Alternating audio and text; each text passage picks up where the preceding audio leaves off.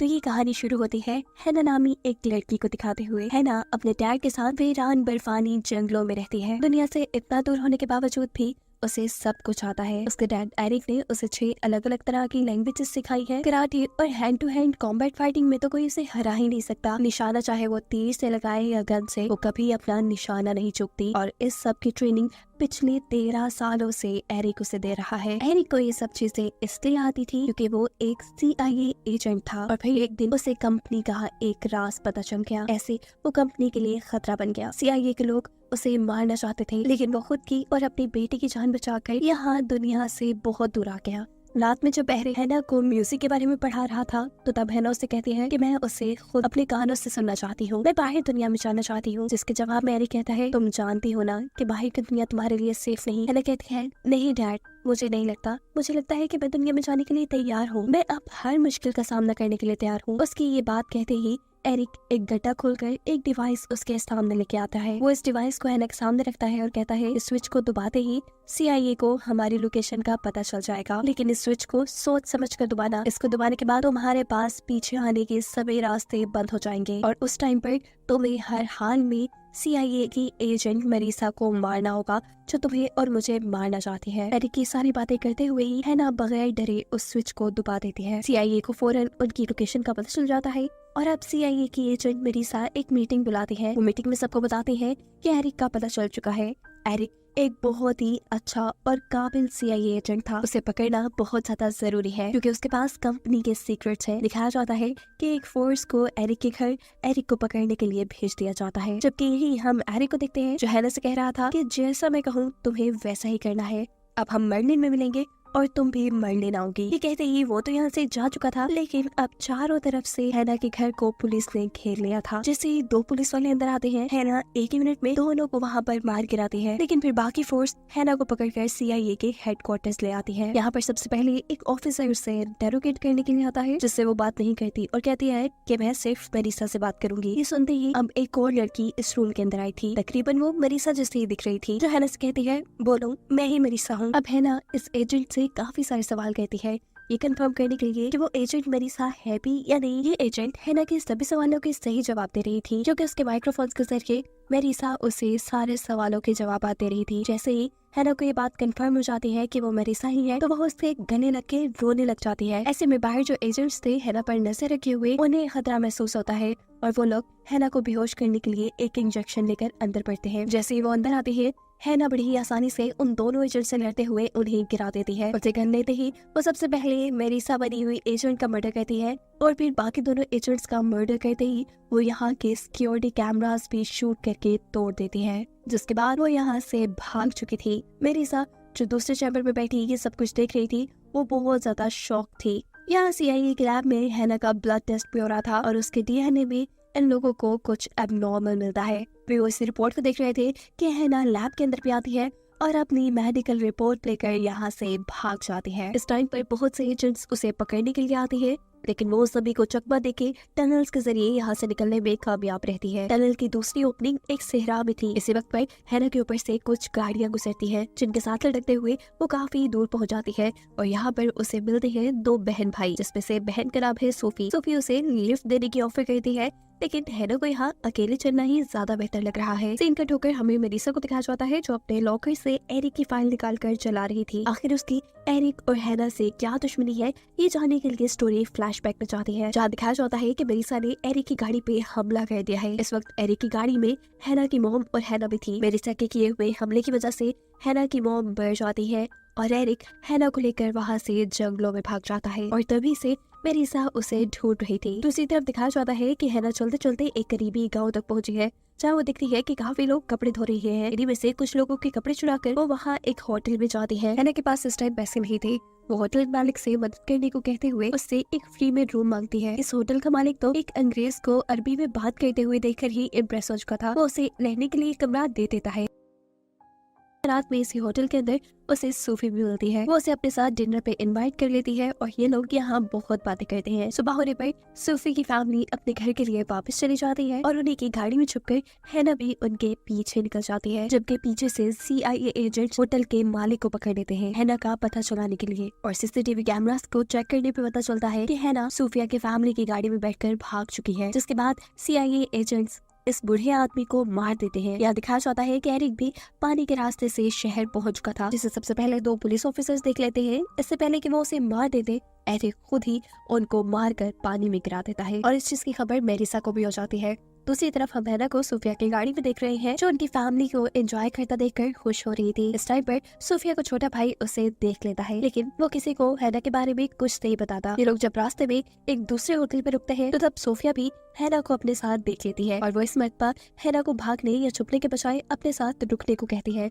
और इस मरतबा हैना भी उसकी बात मान चुकी थी और यहाँ पर हैना सोफिया को बताती है कि वो अपने डैड से मिलने के लिए मर्लिन जा रही है। इसी होटल में सोफिया के साथ ये लोग एक लड़के से मिलते हैं, जिसकी हैना से दोस्ती हो जाती है। ये लोग बाइक के सैर करते हैं, बहुत एंजॉय करते हैं और जैसे ही ये लड़का हैना के साथ कोई बदतमीजी करने की कोशिश करता है तो हैना उसे बुरी तरह पटक कर जमीन पे गिरा देती है। यहाँ दिखाया जाता है कि मेरिसा हैना को ढूंढते ढूंढते हैना की नानी के घर पहुंच चुकी थी। वो यहाँ इस ओल्ड लेडी से हैना के बारे में पूछती है, लेकिन जब वो कोई जवाब नहीं देती तो मेरिसा बिना रहम दिखाए उसके सर पे शूट करते हुए उनको मार देती है। सीन कट होकर एरिक को दिखाया जाता है, जो कि हैना से मिलने के लिए जा रहा था। रास्ते में जब वो नोटिस करता है कि बहुत से लोग उसका पीछा कर रहे हैं तो वो इन सबसे छुटकारा पाने के लिए खुद एक बेसमेंट पे आ जाता है। उसके पीछे ही उसका पीछा करने वाले लोग भी आ चुके थे, जिन सबको वो मिनटों में ही हराते हुए यहाँ से निकल चुका था। और इन गार्ड्स की ही वॉकी टॉकी से एरिक को ये पता चलता है कि वो गार्ड्स और किसी के नहीं बल्कि मेरिसा के थे। अब एरिक मेरिसा से बात करते करते उसके घर पहुंच जाता है और उसके एक गार्ड को गोली मारकर उसके घर के अंदर घुसाता है, लेकिन मेरिसा भी चालाक थी, वो उसके घर के अंदर आने से पहले ही यहाँ से भाग चुकी थी। दूसरी तरफ हमें हैना को दिखाया जा रहा था,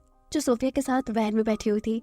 यहाँ सोफिया की मॉम को पता चलता है कि कोई उनका पीछा कर रहा है। ये बात हैना को भी पता चल जाती है। हैना जानती थी कि ये सब लोग उसी के पीछे पड़े हुए हैं। वो यहाँ एक फैसला करते हैं इस फैमिली को बचाने का। वो सोफिया से कहती है, जो भी हो जाए मेरे पीछे मत आना, और ये कहकर वो गाड़ी से निकलकर वहाँ से भाग जाती है। जहाँ पर मेरिसा के भेजे हुए लोग उसका पीछा करते हैं, लेकिन वो स्टोरेज में पड़े कंटेनर्स के अंदर अपने आप को गायब करके उनसे बच जाती है। और जैसे ही उनमें से एक आदमी ये नजर हैना के ऊपर पड़ती है तो हैना बिना वक्त जाया किए उन्हें पीटना शुरू कर देती है। उसके अंदर दो आदमियों से एक साथ लड़ने की ताकत थी, वो बहुत ही महारत से लड़ रही थी और पीछे आकर ये सब सोफिया देख लेती है। सोफिया अब हैना से डर चुकी थी, वो अब भागकर अपनी गाड़ी में वापस चली गई थी। मेरिसा के काफी बंदों को ठिकाने लगाने के बाद मेरिसा का एक और एजेंट पूरी तरह हैना के पीछे पड़ जाता है। उससे बचने के लिए हैना भागती है, लेकिन अब आगे रास्ता भी बंद हो चुका था। सामने समुद्र था जिसके अंदर कूदकर हैना अपने आप को इन आदमियों से बचा लेती है। और अब हैना की इंफॉर्मेशन लेने के लिए ये सारे एजेंट्स सूफिया की फैमिली को बंदी बना लेते हैं। इनको इंटेरोगेट करने के लिए यहाँ पे मेरिसा आती है और छोटे बच्चे से हैना के बारे में पूछती है, जो उसे बता देता है कि हैना अपने डैड से मिलने के लिए बर्लिन जा रही थी और ये बात हैना ने उन्हें होटल में बताई थी। दूसरी तरफ हम देखते हैं कि हैना पानी में तैरते हुए एक बोट में बैठ चुकी थी और इसी बोट के जरिए वो अब उस शहर पहुंच चुकी थी जहाँ उसके डैड ने उसे मिलने को कहा था। उनकी बताई हुई लोकेशन एक पार्क के अंदर बनी हुई दुकान थी, जहाँ पर उसे एक मैजिशियन मिलता है। वो हैना के यहाँ आने के बारे में पहले से ही जानता था। यह आदमी हैना को एक लेटर और एक पासपोर्ट देता है, साथ में एक एड्रेस भी। बातों ही बातों में ये मैजिशियन हैना को बताता है कि मैं तुम्हारी मॉम को जानता था, वो एक बहुत अच्छी सिंगर थी और मेरी बहुत अच्छी दोस्त भी। वो हैना की मॉम का गाना भी यहाँ पे प्ले करता है और यहाँ हैना पहली मर्तबा अपने कानों से वो गाना सुन पाती है। अभी ये लोग एंजॉय कर रहे थे कि इतने में मेरिसा और उसके लोग उसे ढूंढते हुए यहाँ आ चुके थे, जिसको ये मैजिशियन देख चुका था। वो हैना से छुपने को कहता है। यहाँ मैजिशियन के घर आते ही एजेंट्स मैजिशियन को मारना शुरू कर देते हैं और उससे एरिक और हैना के बारे में पूछते हैं, लेकिन यह आदमी कुछ भी बताने से साफ इनकार कर देता है। इतने में यहाँ पर मेरिसा को अपने उस एजेंट की कॉल आती है, जिसने उसे हैना को पकड़ने के लिए भेजा हुआ था। हैना की इंफॉर्मेशन निकालने पे उसे ये बात पता चलती है कि एरिक ने हमेशा हैना से झूठ बोला हुआ है कि वो हैना का बाप है। असल में वो आपके उस एक्सपेरिमेंट के बारे में सब कुछ जानता है, जिसको आप सालों पहले ही बंद कर चुकी हैं। मेरिसा और उसके एजेंट की ये सारी बातें हैना भी सुन चुकी थी और सबसे ज्यादा इस बात ने उसे सदमा दिया था कि एरिक ने हमेशा उससे उसके बाप होने का झूठ बोला। इन सब के यहाँ से जाने के बाद वो पिछले दरवाजे से यहाँ भागती है और नेट कैफे में जाकर अपने डैड यानी एरिक के बारे में सर्च करती है, जहाँ उसे ये बात पता चल जाती है कि एरिक तो मैरिड भी नहीं था। यानी मेरिसा और उसके एजेंट जो भी बातें कर रहे थे वो सब सच थी। एरिक सच में उसके डैड नहीं थे। अब वो मैजिशियन के दिए एक एड्रेस पे जाती है। ये उसकी ग्रैंड माँ का एड्रेस था, जहाँ जाने पे वो अपनी ग्रैंड माँ की पिक्चर के ऊपर लगी हुई गोली का निशान देखती है, जो तब आया था जब मेरिसा ने उसकी ग्रैंड मॉम को मारा था। वो जान चुकी थी कि अब उसकी ग्रैंड मॉम मर चुकी है। अभी वो इसी सदमे में थी कि यहाँ पर एरिक आ जाता है। वो एरिक से मिलकर खुश होने के बजाय उससे सवाल करती है कि क्या तुम मेरे डैड नहीं हो। जो सुनकर एरिक थोड़ा कंफ्यूज हो जाता है। वो उससे कहता है मैंने तुम्हें इतना बड़ा किया, मैंने तुम्हें पाला। लेकिन हैना कहती है नहीं, सच बताओ तुम मेरे डैड हो कि नहीं। और यहाँ आखिर एरिक को सच बताना ही पड़ता है कि वो सच में हैना के डैड नहीं थे। वो उसे अब अपनी कहानी सुनाता है कि उसे हैना कैसे मिली थी। वो एक CIA एजेंट था और उसे एक मरतबा किसी खास मिशन के लिए प्रेग्नेंट लेडीज को ढूंढने का काम दिया गया, और तुम्हारी मॉम भी उन लोगों में से ही एक थी। उस प्रोजेक्ट के अंदर बच्चों के पैदा होने से पहले ही उनके DNA के अंदर कोई खास सीरम इंजेक्ट कर दिया जाता था, जिसकी वजह से जब वो बच्चे पैदा हों तो उनके अंदर ना तो डर हो और ना ही वो रहम खा सके। ऐसा करने से CIA अपनी एक बहुत ही मजबूत आर्मी बनाना चाहती थी और उनकी लड़ाई करने की ताकत किसी आम इंसान से कहीं ज्यादा हो। एरिक बताता है कि मैंने 20 औरतों को इस प्रोग्राम में शामिल किया। सब कुछ नॉर्मल चल रहा था, लेकिन जब सारे ही बच्चे 2 साल के हुए तो मेरिसा ने उस रिसर्च फैसिलिटी को बंद करवा दिया। उसने बहुत से लोगों को मार दिया। वो तुम्हें भी मारना चाहती थी, लेकिन मैं तुम्हें बचाकर वहाँ से दूर ले गया। उसने जब हम पर हमला किया तो तुम्हारी मॉम उस हमले में मारी गई। एरिक बताता है कि मैं जानता हूँ कि मेरिसा अपने इस एक्सपेरिमेंट का नामो निशान मिटाना चाहती थी और इसलिए वो कभी भी तुम्हें ढूंढ कर मार देती। तुम्हारे ऊपर कोई भी खतरा ना आए, इसीलिए मैं 13 साल तुम्हें ट्रेन करता रहा ताकि तुम अपना सेल्फ डिफेंस कर सको। तुम मानो या ना मानो, मैं तुमसे बहुत प्यार करता हूँ। बेशक मैं तुम्हारा असली डैड नहीं हूँ, लेकिन एक बाप से ज्यादा तुम्हें प्यार करता हूँ। ये सारी बातें सुनकर हैना को और भी ज्यादा गुस्सा आ चुका था। इतनी बड़ी सच्चाई वो आज जान रही थी। उसकी पूरी जिंदगी धोखा थी। वो यहाँ से जाने लगती है।